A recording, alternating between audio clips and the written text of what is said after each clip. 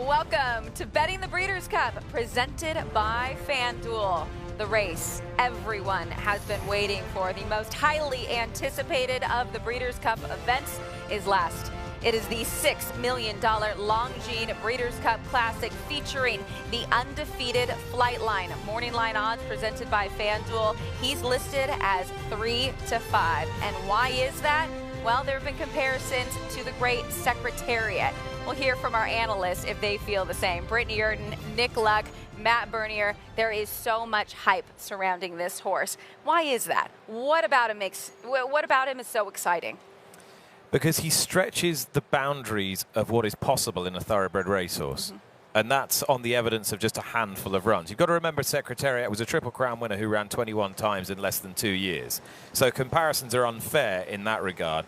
But what's not unfair is the manner in which he won the Pacific Classic, which had echoes of the Great Chestnut. Because whilst his rider would quite happily have rated him down the back with 6 furlongs to run, he just took control of the situation and said thank you very much, and then proceeded to run each furlong faster to produce the second fastest time in the race's modern history, behind only Candy Ride, who was a very good horse himself. So yeah, I think he ought to win this and win it by daylight. It was a 19 1/4 length victory in the TVG Pacific Classic. You saw in that and may have heard when he was schooling in the paddock, the cameras were flashing and clicking. He brings the people out. Before we get to second on the morning line, Flightline, Matt, I just want to get your take on this. Incredible athlete. Yeah, I mean, look, he's a stunner, honestly. He is the LeBron James that we have in horse racing. He is the, you name it, Connor McDavid of the NHL. He's just far and away the best in this game. And I just don't see a scenario that he loses this race on Saturday. Life is Good is going to go. He has one way to go to try to beat him, but I don't think Life is Good's a 1 1/4 horse. And Flightline, I think, is going to be right there sitting off of his flank. I think he makes his move rounding the far turn and opens up on the field. I don't want to give the 3-year-olds short shrift. Epicenter and Taba are both improving 3-year-olds who they're not that far behind. But the fact of the matter is they need to move up so significantly and have Flightline regress so significantly just to narrow the gap, never mind beat him, that I just don't see it as a likely scenario on Saturday. So what do we see going into that first turn? We're not going to see a water truck behind us. So you mentioned Life is Good has got one way of going. Flightline's going to be off of his hip. What do you see behind him? Well, I think the two of them are going to go just tucked in behind. You're probably going to have Epicenter, who's maybe a few lengths off of it. To be fair, Epicenter wasn't that close to a pace situation in the Travers, and it was very slow. So these horses out front could be going much, much faster than he's accustomed to, which, remains to be seen how he reacts to that. Mm-hmm. Taba, I would think, is going to be in a similar position. By no means brilliantly fast early, but he's tenacious down the lane. The longer, the better for that horse. Other than that, you've got Hot Rod Charlie, who should be in a decent position. Olympiad, I wouldn't be surprised if he's sort of in the same position as Epicenter.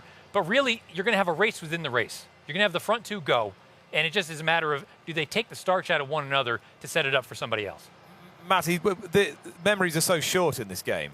Going into the Pacific Classic, the question was, would Flightline get the distance? He now looks even better the further he goes, because he's such an enthusiast, so zestful and runs so hard, and he's bred to stay, and he does stay.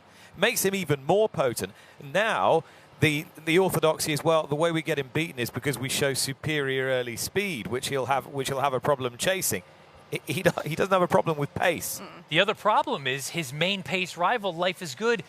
There are questions about his ability at 10 furlongs. Again, we know Flightline has no problem with that. Life is Good, the only time he's gone 1 1/4 was in the Dubai World Cup, and he had a relatively easy pace scenario that day. And unfortunately, at the very end of the run, he just got a little bit short and got run down. I don't see a scenario where Life is Good can outfoot Flightline and still have anything left in the tank for that stretch run. If that's the case, Flightline, it's going to be showtime. I would think I-Read on the backstretch wants to open up. He wants to get as much separation as he can in front of Flightline. He couldn't finish second, could he, Rich Strike? I was just going to ask you, Kentucky Derby winner, 80-1. This is the dream scenario, right? If for whatever reason Flightline doesn't put on a show, which I think he will, let's say both he and Life is Good hook up. They go way too fast. And the other 3-year-olds, Epicenter and Taba, yeah, maybe they run okay, but maybe they're a little too close to that pace as well. And it takes a little bit of the starch out of them. These other older horses, they're very good. But boy, wouldn't it be fitting that we started the Triple Crown season with a shocker and we wrap up Breeders' Cup season with a shocker, and it's the same horse, Rich Strike, coming from dead last, passing everyone to get the job done at 1,000,000 to 1. I don't think it'll happen, but my goodness, it would be great. I mean, you're going to have a lot of people here rooting him on because he made a lot of fans in that Kentucky Derby. And he probably made a couple of people some money, right? Why not? Okay, Nick, top pick? He made all those people money. All the people right there behind you. They all got. There's nobody behind us. There's nobody at the track today. They all got rich. Flightline is going to win, and there was an index earlier in the week under or over 6.5 lengths. He's going to win by more than 6.5 lengths. All right, Matt, I'll ask you the same thing. Top pick, and if it's Flightline, how much? Showtime. Flightline gets it done. I don't think it's crazy to think it's by 10.